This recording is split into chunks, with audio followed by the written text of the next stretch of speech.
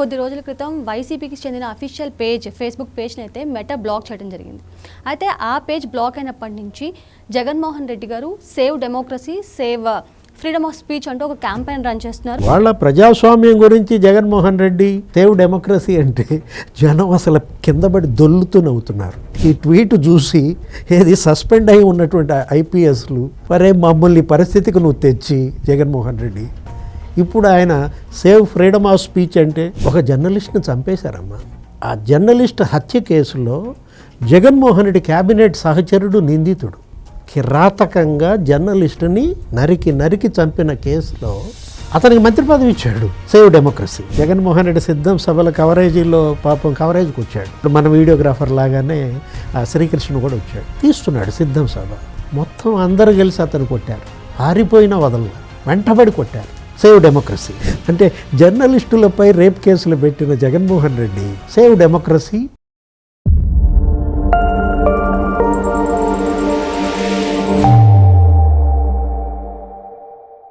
నమస్తే, welcome to think Andhra. నేను మీ శ్రావణి. ప్రస్తుతం మనతో పాటు ఉన్నారు ప్రముఖ పొలిటికల్ అనలిస్ట్ అలాగే సీనియర్ జర్నలిస్ట్ అయిన డివి శ్రీనివాస్ గారు.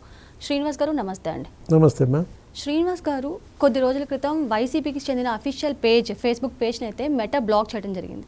అయితే ఆ పేజ్ బ్లాక్ అయినప్పటి నుంచి జగన్మోహన్ రెడ్డి గారు save democracy, save freedom of speech అంటూ ఒక క్యాంపెయిన్ రన్ చేస్తున్నారు. అలాగే దానికి సంబంధించి కోర్టుకు కూడా వెళ్ళినట్టు తెలుస్తుంది. అసలు ఫేస్బుక్ని బ్లాక్ చేయడం అనేది మెటా చేతిలో ఉంది, ఒక అకౌంట్ బ్లాక్ చేయడం అనేది. వీళ్ళు కోర్టుకు వెళ్ళడం వల్ల జరిగే ప్రయోజనం ఏంటి? ఇలా ప్రతి చిన్నదానికి ఎందుకు వైసీపీ కోర్టుకు వెళ్తుంది?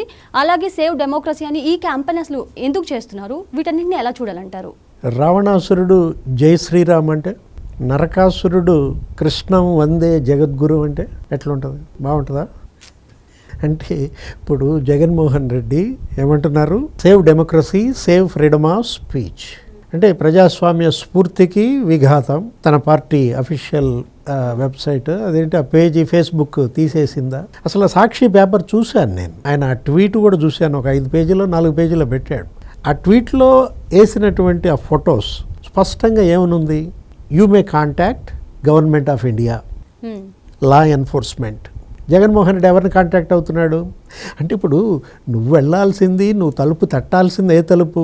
ఇప్పుడు నేనున్నాను, నేను వెళ్ళి మా ఇంటి తలుపు తట్టాలి. ఇప్పుడు సాయంత్రం ఆఫీస్ నుంచి వెళ్ళినాక పక్కాళ్ళ ఇంటికి వెళ్ళి తలుపు కొడితే నేను మందు కొట్టి వచ్చాను అనుకుంటారు. ఇప్పుడు పక్కాడి ఇంటికి వెళ్ళి తలుపు కొట్టేది ఎవరు? వాళ్ళకి తెలియదు. మత్తుల్లో ఉన్నాళ్ళు ఏ ఇల్లు ఆ ఇల్లే నా ఇల్లు అనుకుని తలుపు కొడతారు. జగన్మోహన్ రెడ్డి కూడా ఇవాళ ఏ తలుపు తడుతున్నాడు? స్పష్టంగా అందులో ఉంది కదా, ఏంటి ఇది? IT act 2000. దీనికి ఇది మరి మీరు ఈ విధంగా చేస్తుంటే అది ఏది? కేంద్ర ప్రభుత్వం మెటాకు ఫిర్యాదు చేసింది, మెటా వాళ్ళు దాన్ని తీసేశారు. అసలు దానికన్నా ఇవాళ తాజా వార్త ఏంటో చెప్పనా? అసలు టెలిగ్రామ్ బ్యాన్ చేశారు నీట్కి సంబంధించి. ఇప్పుడు ఆ టెలిగ్రామ్ అనే దాన్ని ఉపయోగించుకుని వాళ్ళు ఏం చేస్తున్నారు? ఈ ప్రభుత్వం పైన దుష్ప్రచారం, పదే ప్రజల్లో అపోహలు సృష్టించటం, అశాంతి రేకెత్తించటం.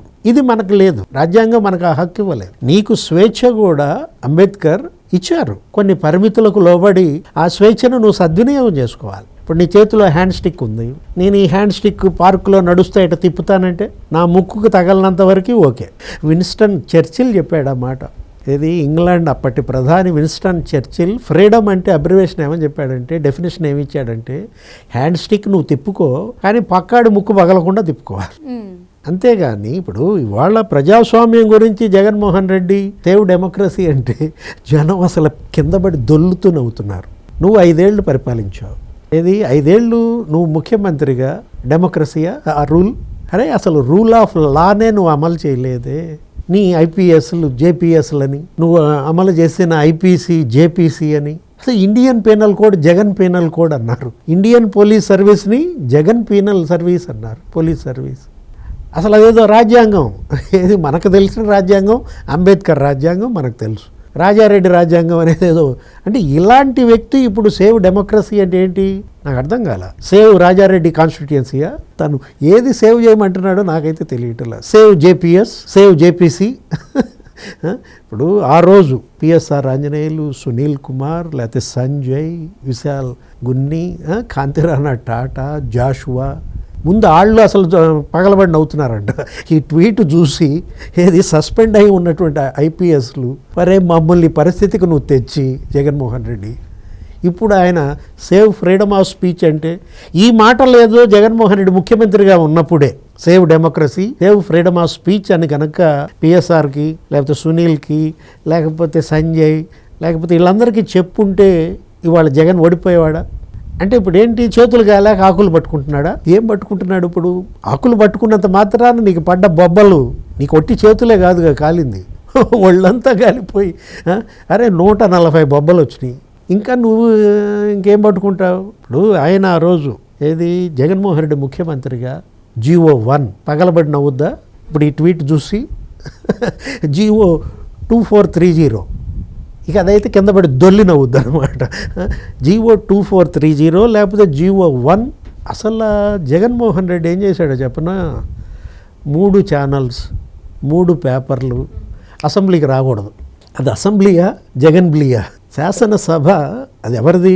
జగన్ సొత్తు కాదు, జగన్ తాత సొత్తు కాదు, అది ప్రజల సొత్తు, ప్రజా ప్రతినిధుల సభ అది. దానికి 3 ఛానల్స్ 3 పేపర్లు రావద్దని నువ్వు సర్కిల్ ఇప్పిస్తావా? ఆయనకి నీ చేతిలో రబ్బర్ స్టాంపు, ఎవరు? ఆ స్పీకర్ గారు. నువ్వెందుకు ఆ స్టాంపు నువ్వే గుద్దుకుంటావు, నువ్వే రాసుకుంటావు? తమ్మినేని సీతారాం. అసలు ఒక జర్నలిస్ట్ని చంపేశారమ్మా. ఆ జర్నలిస్ట్ హత్య కేసులో జగన్మోహన్ రెడ్డి క్యాబినెట్ సహచరుడు నిందితుడు. కిరాతకంగా జర్నలిస్టుని నరికి చంపిన కేసులో అతనికి మంత్రి పదవి ఇచ్చాడు. ఆ కేసులో నిందితుడికి ఆయనకి తెలుసులే, ఇప్పుడు ఈ మాటలు కింద ఆయనకి తెలుసు, ఆ క్యాబినెట్లో ఇచ్చిన ఆయనకి తెలుసు. తుని సత్యనారాయణ హత్య కేసు. ఈ ట్వీట్ చూసి సత్యనారాయణ ఆత్మ ఘోషిస్తుంది, ఒరే నాయన నువ్వు ఇట్లాంటి ట్వీట్లు పెట్టబాక. జగన్మోహన్ రెడ్డికి అవర్ హంబుల్ రిక్వెస్ట్ ఏంటి? ఇప్పుడు ఒకటమ్మా, ఆంధ్రజ్యోతి ఫోటోగ్రాఫర్ తెలుసా?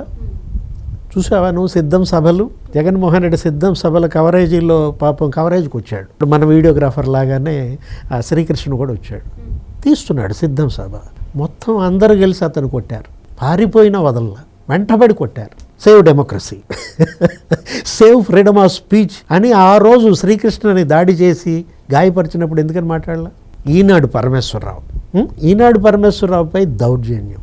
అమరావతి రైతులు మహిళలు నీకు అసలు అక్కడ 1450 రోజులు అక్కడ దీక్షలు టెంట్ వేసుకుని చేస్తుంటే ఈనాడు, ఆంధ్రజ్యోతి, TV5, ABN, ఈటీవీ వాళ్ళంతా కవర్ చేస్తున్నారు.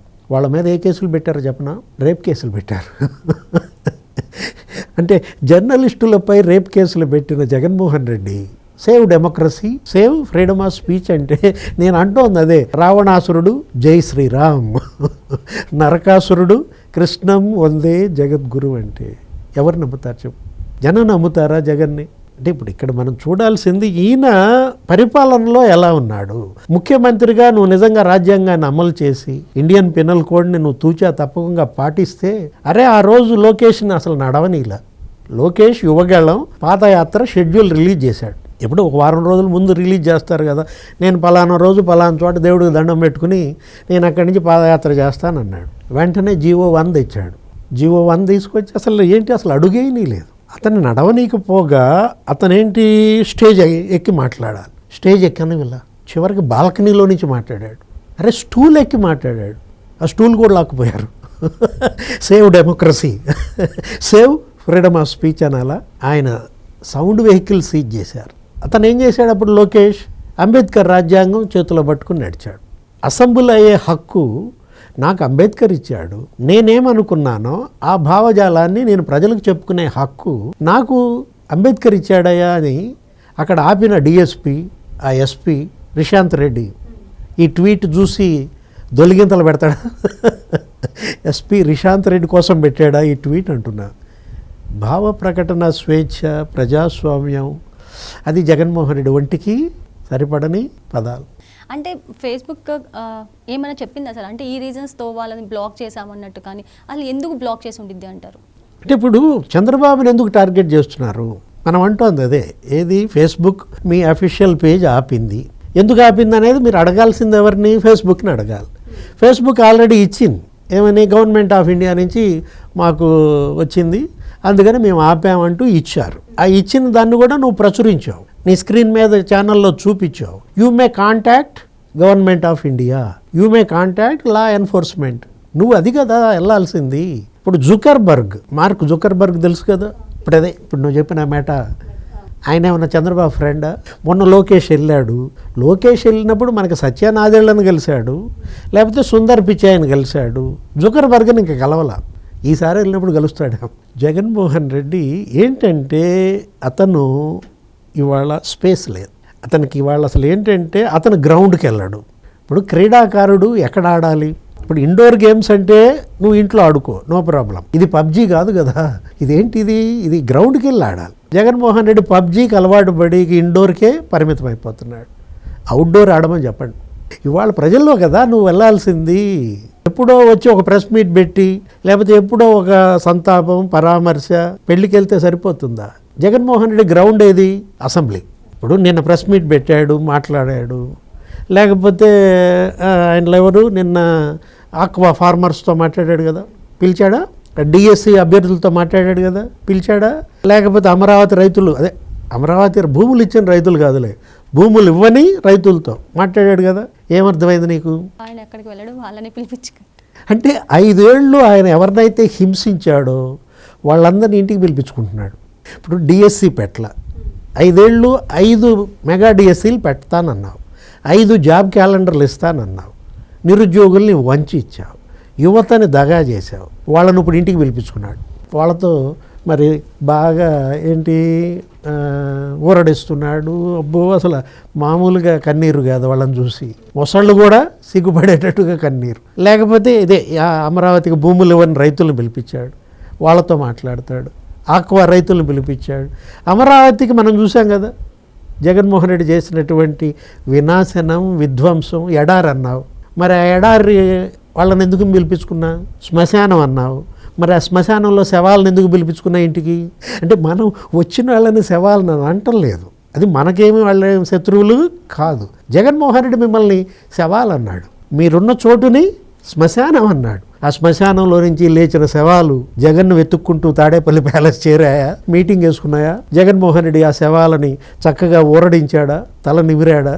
అంటే ఎవరినైతే బాధించాడో ఆ బాధించిన ఆ సెక్షన్ ఆఫ్ పీపుల్, అమరావతి రైతులు, ఆక్వా రైతులు, డిఎస్సి అభ్యర్థులు ఇంటికి పిలిపించి వాళ్ళను పలకరిస్తూ మాట్లాడటం ఏమంటారు? అంతకు మించిన దాన్ని ఏమనాలి మనం? ఉన్మాదం అనాలా, పర్సనాలిటీ డిజార్డర్ అనాలా?